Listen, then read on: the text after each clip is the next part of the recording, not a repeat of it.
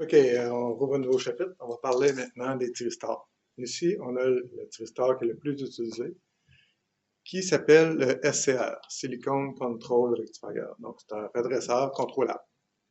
Donc, son symbole est ici. On a comme une diode, une anode et une cathode. On a en plus une broche de contrôle qu'on appelle la grille ou le gate. Donc, comment c'est construit à l'intérieur? Ben, on a une structure PNPN. OK? Bon, comme on voit là, ça ne sert pas à grand-chose, parce qu'on ne peut pas comprendre comment ça fonctionne juste avec celui-là. Mais si on le décortique ici, on voit ici, on a un NPN, et en haut, on a un PNP.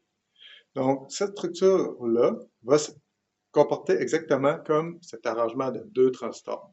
Donc, un PNP et un NPN. Donc, ici, on a encore l'anode, la cathode et la grille. Donc, on voit bien que si j'envoie une impulsion de courant sur la grille, le transistor du bas va se mettre à conduire. Le transistor du bas se mettant à conduire va faire conduire le transistor du haut. Et le transistor du haut va continuer d'alimenter la base du transistor du bas.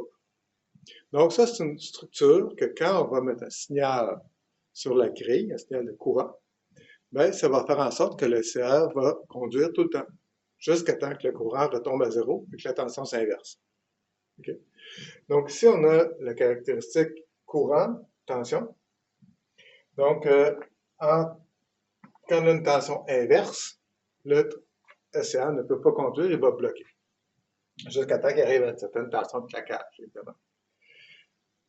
Si la tension est positive à notre cathode, ben, à un certain point, il va se mettre à conduire, puis il va tomber dans un mode où il se met à conduire de façon naturelle.